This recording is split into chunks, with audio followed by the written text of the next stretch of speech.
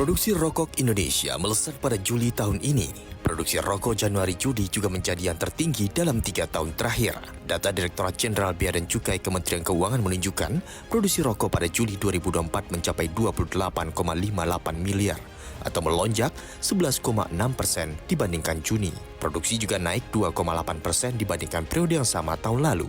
Produksi Juli juga menjadi yang tertinggi kedua tahun ini atau setelah April 2024. Produksi rokok melesat pasca libur panjang Idul Fitri berakhir. Meningkatnya produksi rokok pada Januari-Juli tahun ini juga tercermin dalam penjualan retail untuk kelompok makanan, minuman, dan tembakau. Kenaikan produksi rokok dan penjualan kelompok makanan, minuman, dan tembakau ini juga akan menguntungkan bagi perusahaan rokok. Kenaikan produksi rokok juga terjadi di tengah kekhawatiran melemahnya daya beli.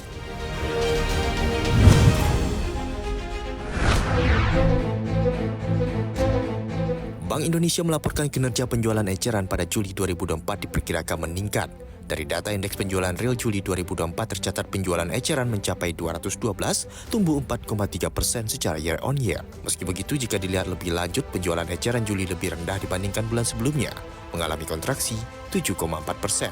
Penurunan kinerja penjualan eceran tersebut diperkirakan terutama terjadi pada kelompok makanan, minuman, dan tembakau, suku cadang, dan aksesoris serta peralatan informasi dan komunikasi.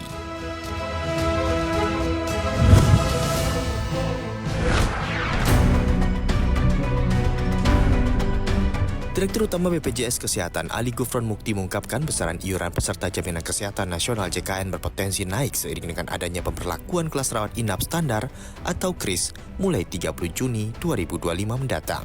Menurut Gufron, iuran yang bakal naik adalah untuk peserta kelas 2 dan 1. Sementara iuran peserta kelas 3 tidak akan berubah.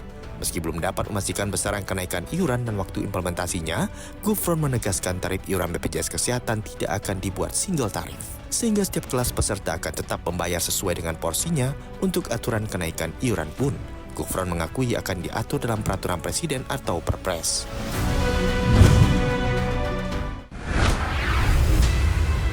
BMW dilaporkan akan menarik kembali 105.000 lebih unit mobilnya, jenis crossover dan sedan. Penarikan ini berlaku di Amerika Serikat. Perusahaan akan mengeluarkan pembaruan perangkat lunak untuk memperbaiki masalah terkait motor starter yang dapat terlalu panas.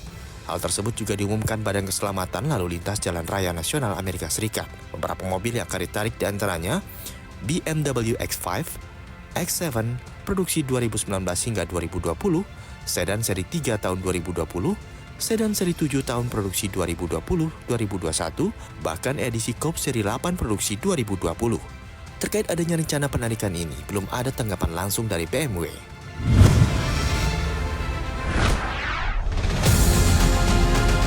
Berkshire Hathaway milik Warren Buffett kini memiliki lebih banyak surat utang jangka pendek Amerika Serikat dibandingkan Bank Sentral The Fed.